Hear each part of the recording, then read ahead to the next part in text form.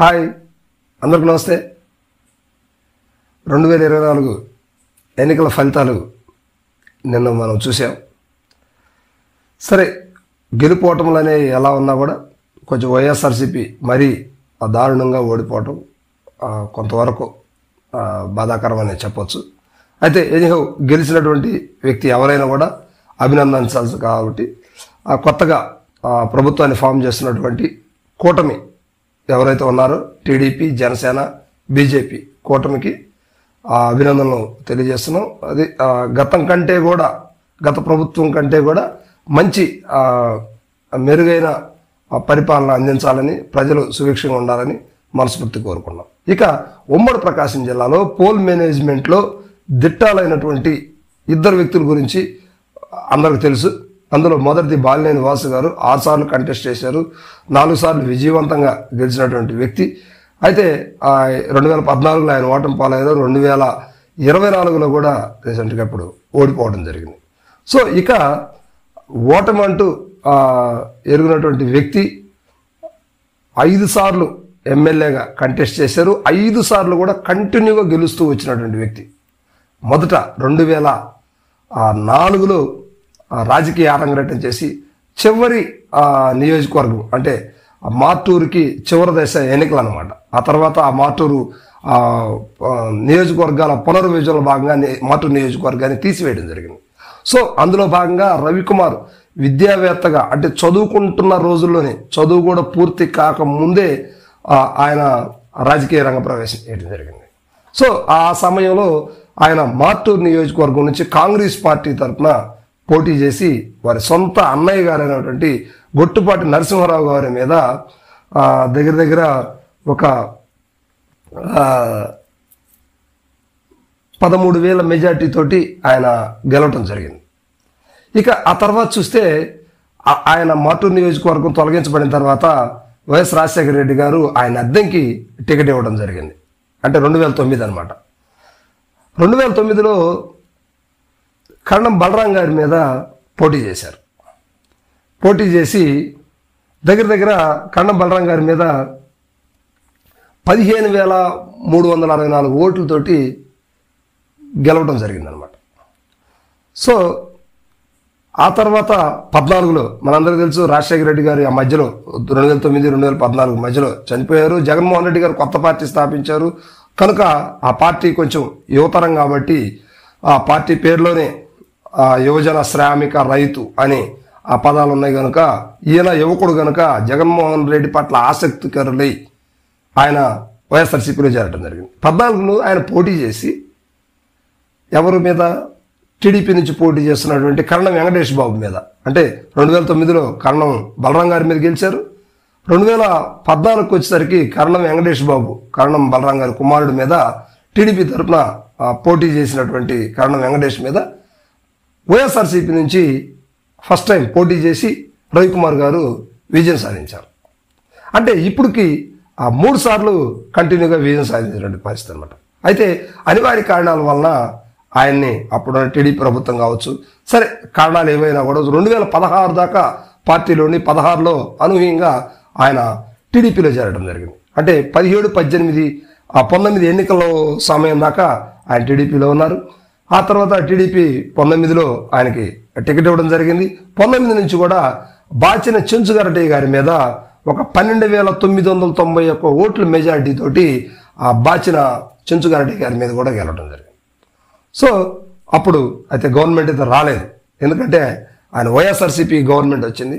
So ఈయన TDP నుంచి పోటీ చేశారు కనుక అక్కడ కూడా ఆయన సందర్భాన్ని కోల్పోయారు. ఇక 2014 అంటే ప్రజెంట్ ఇప్పుడు నిన్న జరిగినటువంటి ఎన్నికల ఫలితాల్లో చూస్తే రవికుమార్ గారు భారీ మెజారిటీ తోటి, అంటే 25,000 మెజారిటీ తోటి దగ్గర ఆయన గెలవడం జరిగింది. సో ఇది రవికుమార్ గారి పొలిటికల్ బ్యాక్గ్రౌండ్. ఇక రవికుమార్ గారు అసలు ఆయన విషయంలోకి, ఆయన లైఫ్లో కానీ మనం ఒకసారి చూస్తే ఆయన రూటే సపరేటు, ఆయన వాడేటువంటి పదునైన మాటలు కావచ్చు, ఆయన ఆలోచన విధానం కావచ్చు ప్రత్యేక కోణంలో ఉంటుందన్నమాట. ఎవరితో పొంతన ఉండదు, కలవటం ఉండదు. అంతా అయిపోయిందిలే అనుకునే సమయానికి రవికుమార్ ఖచ్చితంగా ఎలక్షన్ సమయానికి సింహం జూలు విధించినట్టుగా ఒక్కసారిగా నియోజకవర్గాన్ని తన గ్రిప్లోకి తీసుకురావటం రవికుమార్ యొక్క ప్రత్యేకత అనమాట. ఇక రవికుమార్ గారు ఎవరో కాదు, వారి పెదనాన్నగారు మాజీ సివిల్ సప్లై మినిస్టర్గా చంద్రబాబు నాయుడు గారి గవర్నమెంట్లో, మొదటి గవర్నమెంట్లో ఆయన మంత్రిగా పనిచేశారు మార్టూర్ నియోజకవర్గం నుంచి.